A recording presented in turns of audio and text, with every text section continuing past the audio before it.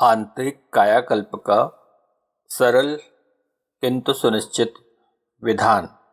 लेखक परम पूज्य गुरुदेव Pandit Shri Ram Sharma Acharya. Audio book day 1। आध्यात्म क्षेत्र की उच्च स्तरीय सफलताओं का सुनिश्चित राजमार्ग। भौतिक क्षेत्र की सफलताएं योग्यता, पुरुषार्थ एवं साधनों पर निर्भर है। आमतौर से परिस्थितियां तदनुरूप ही बनती हैं। अपवाद तो कभी कभी ही होते हैं। बिना योग्यता, बिना पुरुषार्थ एवं बिना साधनों के भी किसी को कारों का गड़ा खजाना हाथ लग जाए, छप्पड़ फाड़कर नरसिंह के आंगन में हुंडी बरसने लगे, तो इसे कोई नियम नहीं, चमत्कार ही कहा जाएगा। वैसी आशा लगाकर बैठे रहने वाले, सफलताओं का मूल्य चुकाने की आवश्यकता न समझने वाले व्यवहार जगत में सनकी माने और उपहासास्पद समझे जाते हैं। नियति विधान का उल्लंघन करके उचित मूल्य पर उचित वस्तुएं खरीदने की परंपरा को झुठलाने वाले, पगडंडियां ढूंढने वाले पाने के स्थान पर खोते ही खोते रहते हैं। लंबा मार्ग चलकर लक्ष्य तक पहुंचने की तैयारी करना ही बुद्धिमत्ता है। यथार्थवादिता इसी में है। बिना पंखों के कल्पना लोक में उड़ान उड़ने वाले बहिरंग जीवन में व्यवहार क्षेत्र में कदाचित कभी कोई सफल हुए हों। अध्यात्म क्षेत्र सूक्ष्म, अदृश्य, अविज्ञात जैसा लगता भर है, वस्तुतः वह भी अपने स्थान पर भौतिक जगत की तरह सुस्थिर और सुव्यवस्थित ही है। आंखों से न दिख पड़ने पर भी उसकी सत्ता संदेह से परे है। शरीर दिखता है, प्राण नहीं। प्राण की नापतोल न तो इंद्रिय शक्ति से हो सकती है और न किसी यंत्र उपकरण से। फिर भी उसकी सत्ता से इनकार नहीं किया जा सकता। मरणोत्तर जीवन का अस्तित्व भी ऐसा ही है जिसका यांत्रिक पर्यवेक्षण नहीं हो सकता। इतने पर भी वह पुरातन की तरह आधुनिक निर्धारणों से ही अपने अस्तित्व का परिचय देता है।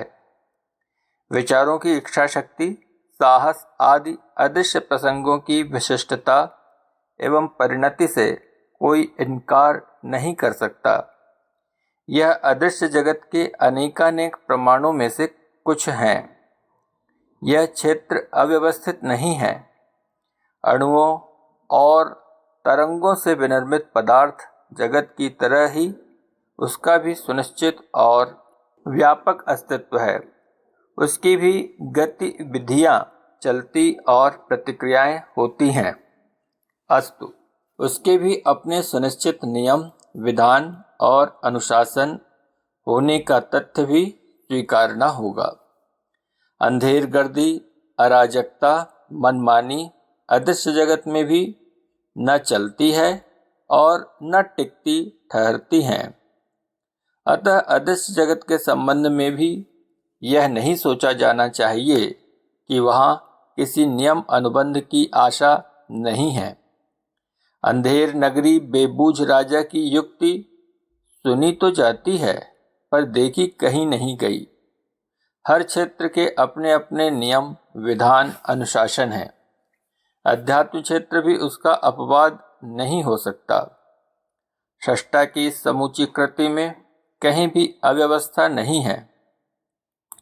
यहाँ तक कि भूकंप, तूफान जैसी अप्रत्याशित यदा कदा होने वाली घटनाएं भी प्रकृति के सुनिश्चित नियमों के अंतर्गत ही होती हैं, भले ही उन्हें हम अभी पूरी तरह न समझ पाए हों। अध्यात्म क्षेत्र का तत्वज्ञान, विधान, स्वरूप और प्रतिफल समझने वालों को इस तथ्य को हृदयंगम करना ही होगा कि इस क्षेत्र के सुनिश्चित निर्धारण और अनुशासन सृष्टा ने बनाए और सुरक्षित रखे हैं। उन्हीं को समझने अपनाने से काम चलेगा। अंधेरे में ढेला फेंकते रहने वाले अपना परिश्रम निरर्थक गंवाते हैं। निशाना साधने में सफलता उन्हें नहीं मिल पाती। अंधविश्वासों और मूढ़ मान्यताओं के आधार पर तथ्यों को सही मान लेने की भ्रांति किसी भी विवेकशील को नहीं अपनानी चाहिए। आहार क्षेत्र में मसालों का प्रचलन, जलाने भूनने का रिवाज सर्वत्र प्रचलित है। नमक और शक्कर के बिना ग्रास गले से उतरते ही नहीं। फिर भी नमक, सोडियम क्लोराइड एक सीधा विष है और उसका प्रभाव आरोग्य के लिए विघातक हो सकता है। इस सत्य को झुटलाया नहीं जा सकता है। सिगरेट, चाय से लेकर शराब तक के अनेकानेक नशे होठों से बुरी तरह सट गए हैं। लोक प्रचलन क्षेत्र में इनकी धूम है, फिर भी उनके औचित्य का समर्थन किसी भी प्रकार नहीं किया जा सकता। सामाजिक क्षेत्र में रंग भेद, वर्ण भेद, लिंग भेद आदि के नाम पर चलने वाली विषमता न जाने कब से चली आ रही है और न जाने कब तक चलती रहेगी। खर्चीली शादियां हमें दरिद्र और बेईमान बनाती हैं, इसे कौन नहीं जानता। फिर भी यह कुप्रचलन शिक्षितों और अशिक्षितों को समान रूप से अपनाते हुए आए दिन देखा जाता है। ऐसी अनेकानेक मूढ़ मान्यताओं में एक यह भी है कि अदृश्य जगत का कोई विधान अनुशासन नहीं है। उसमें कोई भी चमत्कार, किसी भी विडंबना के सहारे कुछ भी लाभ अर्जित कर सकने में समर्थ हो सकता है। इस भ्रांति ने अध्यात्म क्षेत्र में इस प्रकार की अराजकता उत्पन्न कर दी है। लोगों ने मनमानी कल्पनाएं की हैं, मनमाने अर्थ लगाए हैं और मनमाने हथकंडे अपनाए हैं। किसी को भी कुछ भी कर बैठने की छूट है। रस्सा किसी के हाथ पैरों से बंधा है, विचार खूंटे से कहीं और बंधे होते हैं। इस छूट के रहते हुए भी प्रतिफल के संबंध में सभी अनुशासन से बंधे हैं। कर्ता कोई कुछ भी रहे, परिणाम के संबंध में नियति व्यवस्था पर ही आश्रित होना पड़ेगा। कुछ करने वाले को कुछ भी परिणाम भुगतने के लिए तैयार रहना चाहिए। सुनिश्चित परिणामों की आशा करने वालों को गणितीय सिद्धांत समझने ही नहीं, अपनाने भी होंगे। अध्यात्म क्षेत्र की आश्चर्यजनक, अवास्तविक और भयावह मान्यता यह है कि कुछ जंत्र मंत्र की टंट घंट करने से देवताओं को जाल में जकड़ा और मनमर्जी की मनोकामनाएं पूरी करने के लिए विवश किया जा सकता है। इस भ्रमजाल ने मनुष्य जाति को बेतरह भटकाया है।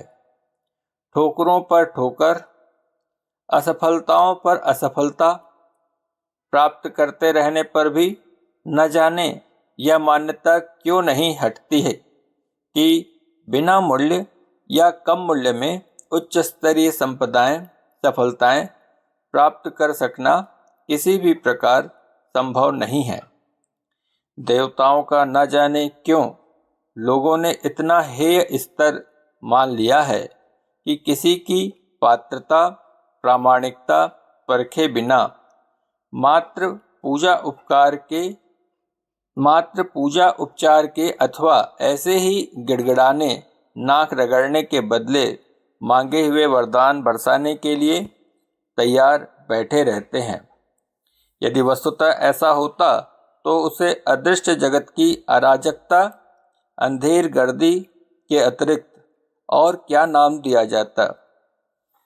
जहाँ पात्रता, पराक्रम की कोई आवश्यकता न समझी जाए, मात्र छल भरी मनुहार ही अपनाने भर से उल्लू सीधा होता रहे, उसे क्या कहा और समझा जाए, यह विज्ञजनों का विचारणीय विषय है।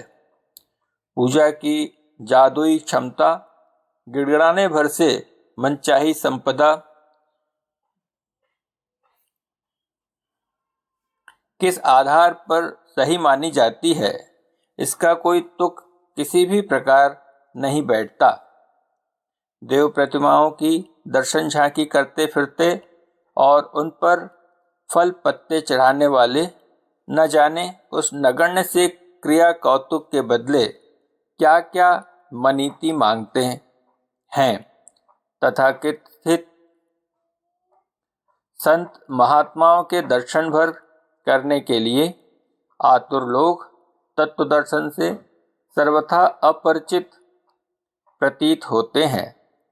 वे आँखों से छवि देखने भर को ही दर्शन मान बैठे हैं और इतने भर से अपनी भक्ति भावना का परिचय प्रस्तुत करते और मनचाहे वरदान पाने की अपेक्षा करते हैं।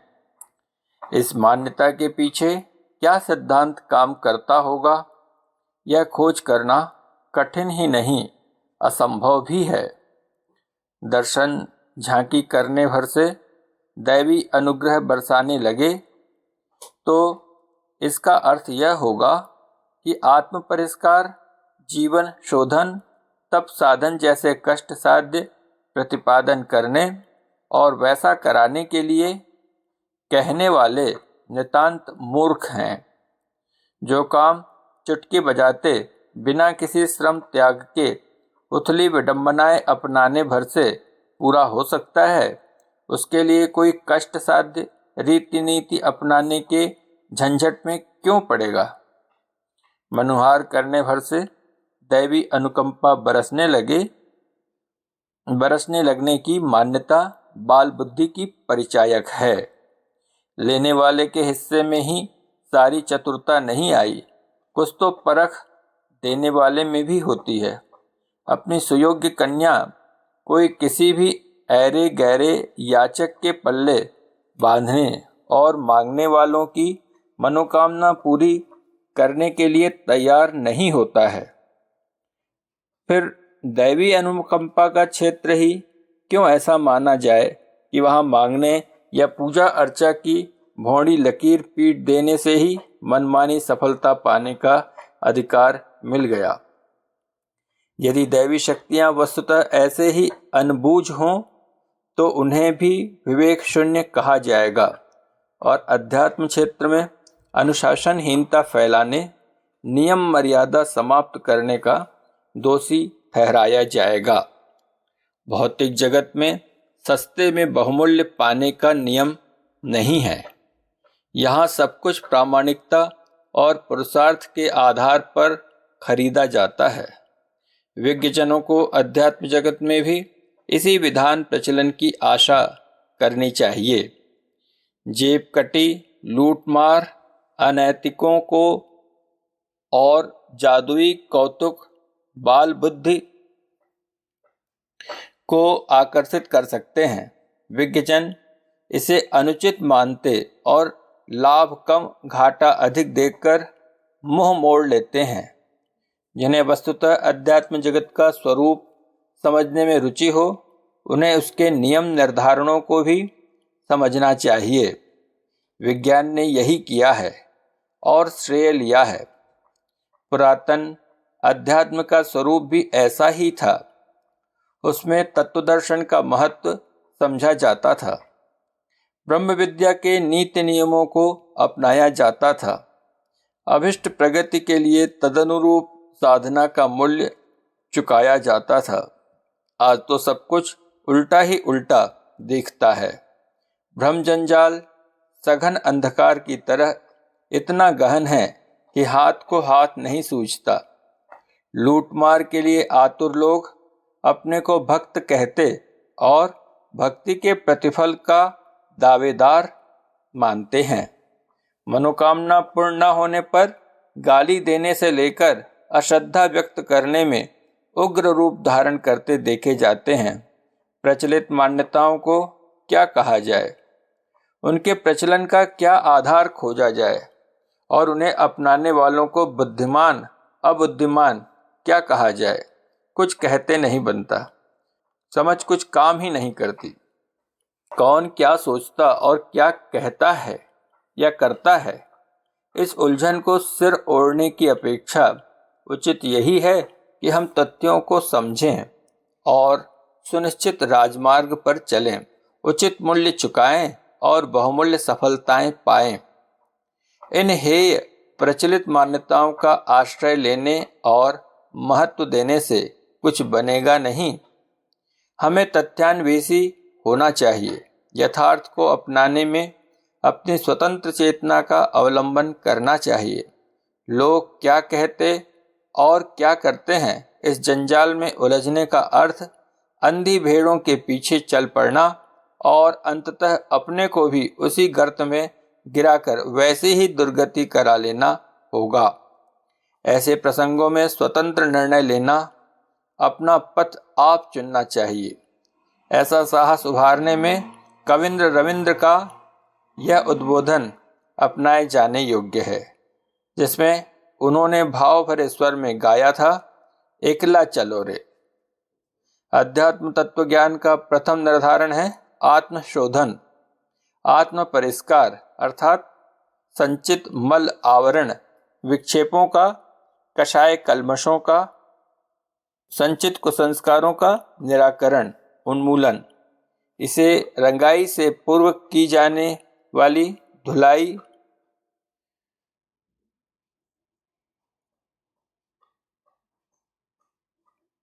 बुआई से पूर्व की जुताई कह सकते हैं।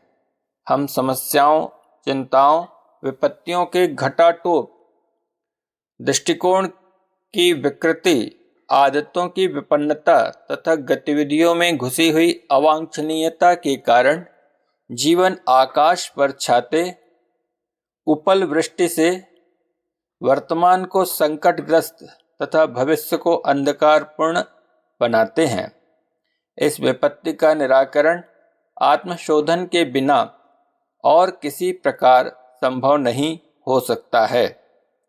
नाली में जमी सड़ी कीचड़ न हटे तो उस उद्गम से जन्मते कृमि कीटकों को हटाते रहने पर भी पिंड छूटने वाला नहीं है।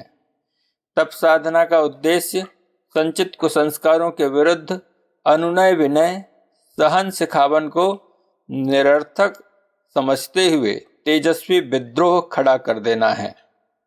अध्यात्म क्षेत्र की संपदाएं भौतिक क्षेत्र से असंख्य गुणी बड़ी हैं। शरीर में प्राण का महत्व अत्यधिक है और संपदाओं की तुलना में विभूतियों का महत्व अत्यधिक है। बड़प्पन अपनी जगह और मानवता अपनी जगह। वैभव और वर्चस्व की कोई तुलना नहीं।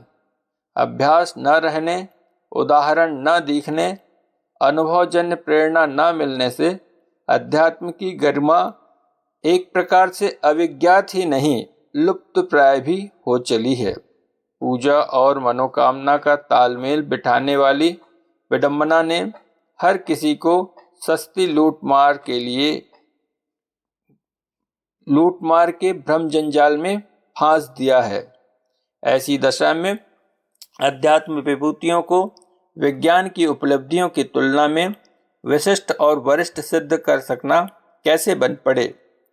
यदि यह समझा और समझाया जा सके कि बलिष्ठता, सुंदरता, कुशलता, शिक्षा, प्रतिभा, पदवी की तुलना में ओजस, तेजस, वर्चस्व से संपन्न व्यक्तित्व की क्षमता अत्यधिक है, तो लोग अपनी समूची जीवन संपदा पेट प्रजनन के कुचक्र में ही समाप्त न करें, वरन आत्मा को बलिष्ठता प्रदान करने के और अध्यात्म जगत के साथ जुड़े हुए देवत्व का संपादन करने की दिशा धारा भी अपनाने लगें। उदाहरण न मिलने पर संदेह और अविश्वास रहना स्वाभाविक है। इसकी व्यापकता मिटाने का एक ही उपाय है कि भूतकाल के ऋषि मनीषियों की, भक्त जनों की दुहाई देते रहने की अपेक्षा ऐसे प्रत्यक्ष उदाहरण प्रस्तुत करें जिनके आधार पर आत्मक्षेत्र की गरिमा और उपलब्धियों का प्रत्यक्ष प्रतिफल देखने को मिल सके। यह तभी संभव है जब अध्यात्म क्षेत्र का स्वरूप, विधान एवं अनुशासन सही रूप में समझने और अपनाने का सरंजाम जुटे, आधार बने। इसके लिए यथार्थवादी दृष्टिकोण अपनाना होगा और समझना होगा। अध्यात्म की प्रेरणाएं इस क्षेत्र के अनुयायियों को आत्मचिंतन, आत्मनिर्माण एवं आत्मविकास के लिए बाध्य करती हैं।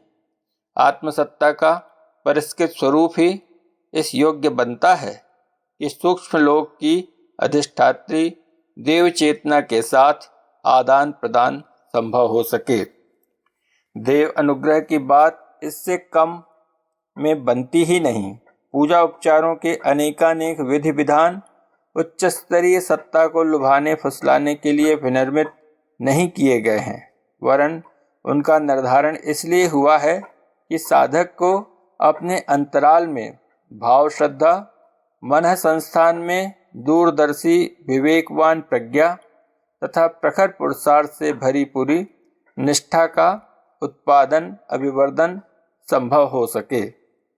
वेदांत के अयम आत्मा ब्रह्म, प्रज्ञानम ब्रह्म, तत्वमसि, शिवोहम, सच्चिदानंदोहम आदि सूत्रों में आत्मा के परिष्कृत स्वरूप को ही परमात्मा माना है।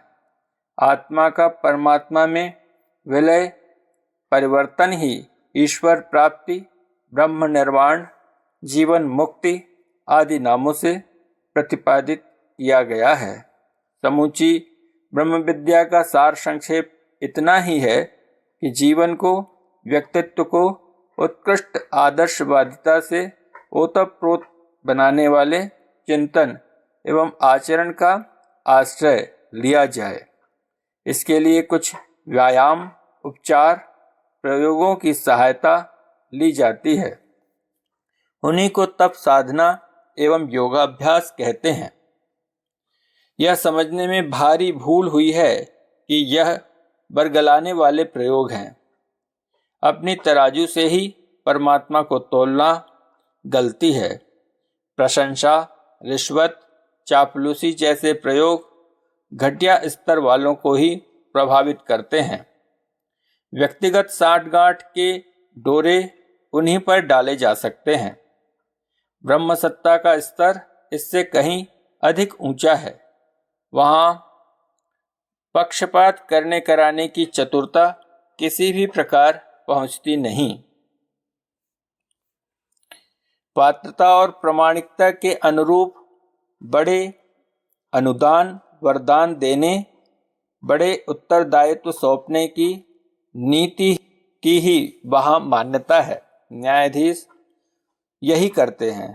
चुनाव और नियुक्ति करने वाले अधिकारियों तक में जब प्रतियोगिता जीतने वालों को विजयी घोषित करने की नीति अपनाई जाती है, तो देव सत्ता के उत्कृष्ट स्तर को देखते हुए किसी को यह आशा नहीं करनी चाहिए कि यहाँ चतुरता की दाल गलती है और खिलवाड़ जैसे पूजा उपचार के सहारे महत्वपूर्ण अनुदान वरदान झटकने में सफलता मिल जाएगी।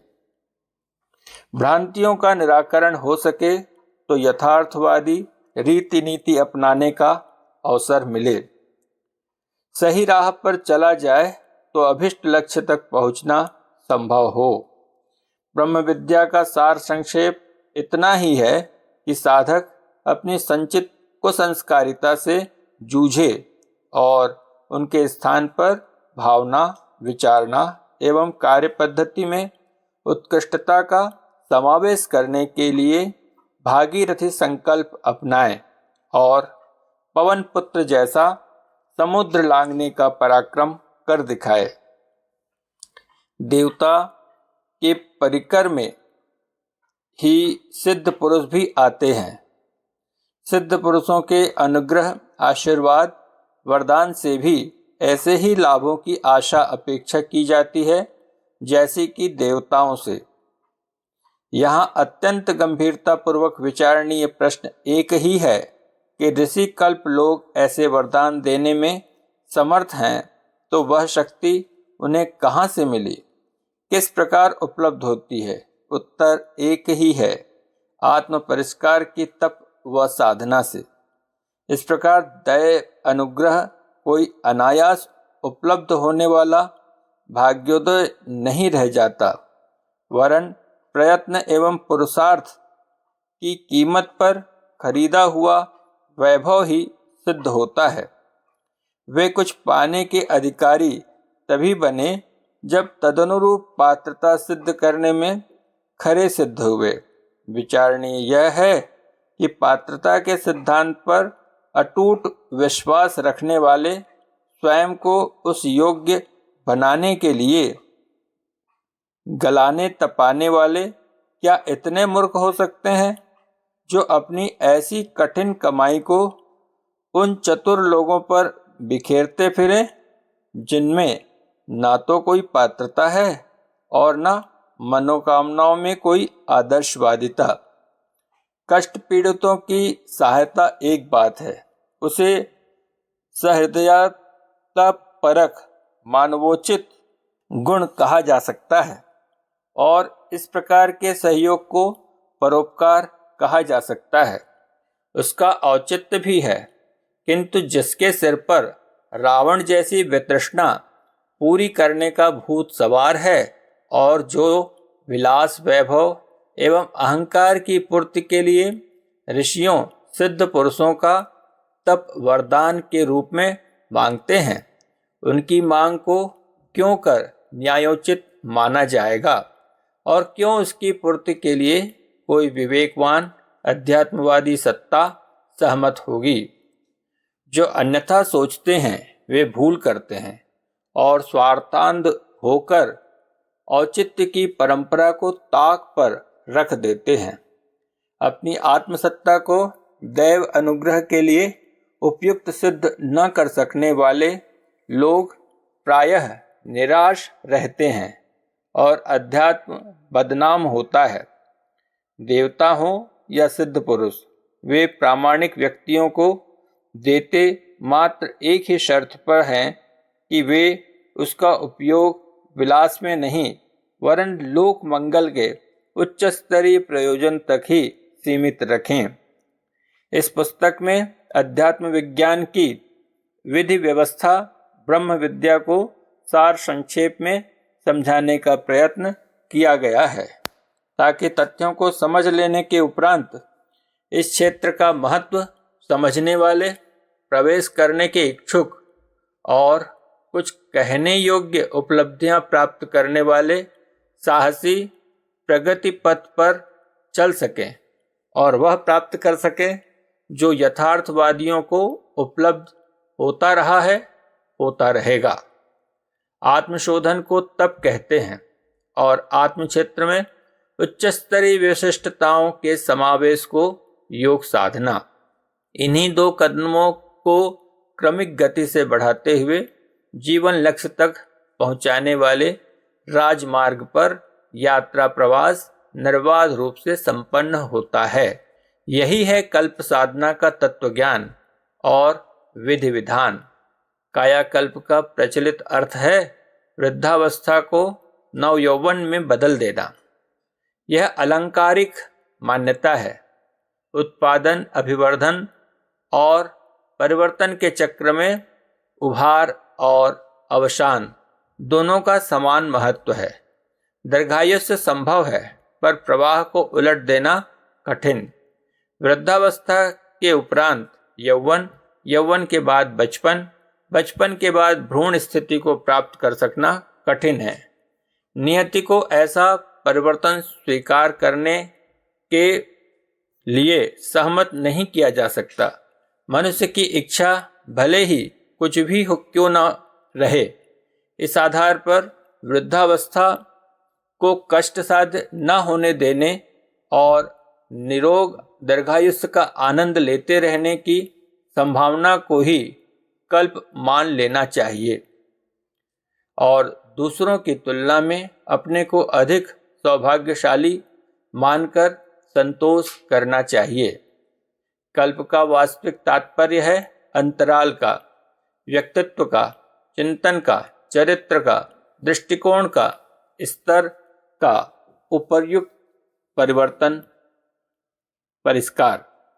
यह नितांत संभव है। ध्रुव, प्रहलाद, वाल्मीकि, अंगुलीमाल बिल्वमंगल, अजामिल आदि अगणित व्यक्ति अवांछनीय केंचुल को बदलकर देखते दिखाते पशु से मनुष्य और मनुष्य से देवता बने हैं। सामान्य परिस्थितियों में जन्मे और पले व्यक्ति मूर्धन्य महामानवों में गिने गए हैं। यही वास्तव में कायाकल्प है। इस स्तर की उपलब्धियां प्राप्त करने के लिए क्या सोचना और क्या करना चाहिए, इसी का इतिहास समर्पित और अनुभवों से भली भांति प्रतिपादित इस पुस्तक में है। जो समझने अपनाने का प्रयास करेंगे वे लाभान्वित होकर रहेंगे, ऐसा विश्वास है।